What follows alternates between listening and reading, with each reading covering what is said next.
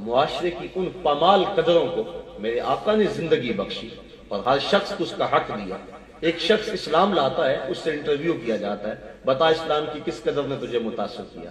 اب اس کا جواب سنیے، وہ کہتا بس سیرت کا ایک واقعہ میری ہدایت کے لیے کافی ہو گیا، اور وہ یہ ایک دن حضور کی مجلس لگی تھی، صحابہ موجود تھے، اچانک ایک صاحب آئے، عرض کی حضور میرا بیٹا صبح سے گم ہے، مل نہیں رہا، تو آپ دعا کر دیں بیٹا مل جائے۔ قبل اس سے کہ حضور کے ہاتھ دعا کے لیے اٹھتے اور اجابت کے دروازے کھلتے، اسی مجلس کے کونے میں ایک شخص جلدی سے اٹھ کھڑا ہوا، عرض کی حضور ابھی ابھی فلاں باغ کے کنارے سے میں گزر کے آیا ہوں، میں نے اس کے بچے کو بچوں کے ساتھ کھیلتا ہوا دیکھا ہے۔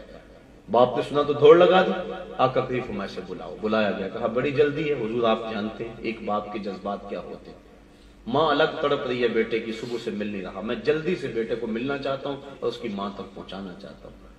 سنیے، آقا کریم فرمایا ضرور جاؤ اور ملو، لیکن ایک بات میری یاد رکھنا۔ عرض کی ارشاد فرمایا جب باغ کے کنارے جاؤ اس کو بیٹا کہہ کے آواز نہیں دینی، جو نام رکھا ہے اس نام سے پکارنا ہے۔ اس نے عرض کی حضور وہ میرا بیٹا ہے، اگر اس کو میں بیٹا کہہ کے آواز دے دوں تو اس میں حرج بھی کیا ہے؟ کہا تم نے نام جو رکھا ہے اس نام سے پکارنا۔ حضور بیٹا کہنے میں حرج؟ فرمایا تم نہیں جانتے، ہو سکتا ان بچوں میں کوئی یتیم بچہ کھیل رہا ہو اور تم صبح سے بچے سے بچھڑے ہو اور تمہارے لہجے میں بلا کی مٹھاس ہوگی، اور جب تم اپنے بچے کو بیٹا کہہ کے پکارو گے تو یتیم بچوں کے دل پہ کچوکے لگیں گے، آج ہمارا باپ ہوتا تو ہمیں بھی بیٹا کہہ کے پکارتا۔ یہ ہماری شریعت کا مزاج ہے۔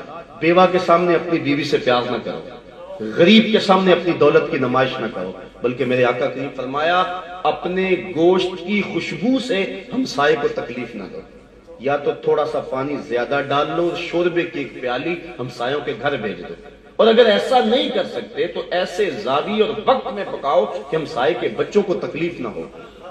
وہ کیا کسی نے کہا تھا نا، دوپہر کو سلا دیتی ہے بچوں کو وہ اس ڈر سے گلی میں پھر کھلونے بیچنے والا نہ آ جائے۔ لیکن کبھی ہم نے اس نقطۂ نظر سے دیکھا، ہم نے کبھی ان زاویوں سے سوچا؟ ہم نے تو اپنی دولت کو لوگوں کے لیے عذاب بنا دیا، ہم نے تو اپنی خوشیوں لوگوں کے غموں میں اضافہ کیا۔ ہم نے شادی کی، اپنی بیٹی کو جہیز دیا نا، لیکن چار پائیوں پہ بچھا دیا۔ ایک عورت کو کہا جاؤ پوری بستی میں بتاؤ کہ ہماری بیٹی کا جہیز دیکھ جاؤ، دیا تو اپنی بیٹی کو ہے، لوگوں کیوں دکھلا رہے ہو؟ داد لینے کے لیے۔ سیٹھ صاحب نے، ملک صاحب نے، خان صاحب نے، چودھری صاحب نے حد کر دی، چائے کے کھوکھوں پر، پھٹوں پر، تندوروں پر باتیں ہوں کہ حد ہوگی، بڑا جہیز دیا، اور بیٹیاں جہیز دیکھنے کے لیے آئیں۔ تم نے تو داد لے لی، گلی گلی بات ہوئی، لیکن یہ کسی نے نہ سوچا کہ جو بچیاں جہیز دیکھنے آئیں ان میں یتیم بیٹیاں بھی آئیں، سلیقہ شعار ہیں، خوبصورت ہیں، پڑھی لکھی ہیں، لیکن ان کا رشتہ کوئی قبول نہیں کر رہا۔ تمہارے ترکوں کے حساب سے جہیز جب ان بیٹیوں نے دیکھا جو زخم ان کے کلیجے آیا، اس کا مداوا کس کے پاس ہے؟ تارا ٹوٹتا سب نے دیکھا، یہ نہ دیکھا ایک نے بھی، کس کی آنکھ سے آنسو ٹپکا، کس کا سہارا چھوٹ گیا۔ تمہاری بیٹی کا جہیز دیکھنے کے لیے اس مزدور کی بیٹی بھی آئی جو بڑھاپے کے باوجود سامان اٹھا کے اڈے پہ چلا جاتا ہے، مزدوری والے اڈے پہ جا کے بیٹھتا ہے، سارے بوڑھا سمجھ کے اسے چھوڑ دیتے ہیں، اور وہ کہتا ہے مجھے 10 روپے کم دے دینا، لیکن اسے قبول کوئی نہیں کرتا۔ اور آج وہ بیوی کو کہہ کے آیا تھا جو رقم ملے گی اس کا آٹا بھی لے کر آؤں گا، اور دوپہر تک جب کوئی اس کو نہیں لے جاتا، مایوس ہو کے جب واپس پلٹتا ہے کہ آپ اندازہ کر سکتے ہیں اس کے قدم کتنے بوجھل ہوتے ہیں، اور گھر کی دہلیز عبور کرنا اس کے لیے پل صراط عبور کرنے کے مترادف ہوتا ہے۔ وہ اپنی بیوی کی آنکھوں سے آنکھیں نہیں ملاتا جب اندر جاتا ہے، اور اندر کپڑے سی سی کے اپنے جہیز تیار کرتی ہوئی بیٹیاں جب اپنے باپ کو یوں خالی آتا ہوا دیکھتی ہیں تو جو زخم اس کے کلیجے میں لگتے ہیں یہ الگ دکھڑا ہے، میں اس کو الفاظ کا جامع نہیں دے سکتا۔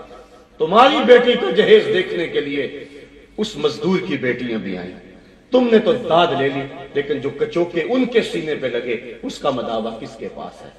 کاش کہ ہم حضور کی راہوں کے مسافر ہوتے اور ہم نے حضور کی سیرت کو دیکھا ہوتا، اللہ کے محبوب علیہ السلام کے انداز تبلیغ کو اور انداز تربیت کو نظر میں رکھا ہوتا۔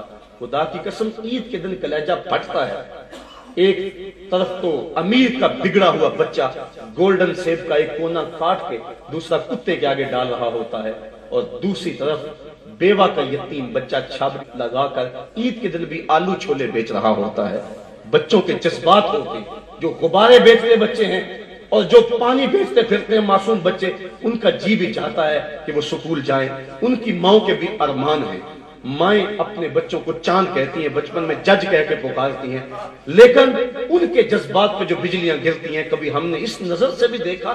آئیے مصطفیٰ کے دامن میں پناہ لے، اور وہ معاشرہ جو میرے آقا نے دیا، کہا ضرور جاؤ اور جا کے اپنے بیٹے کو گھر لے جاؤ، لیکن اس کو بیٹا کہہ کے آواز نہیں دینی، اس کو تم نے جو نام رکھا ہے اس نام سے پکارنا ہے۔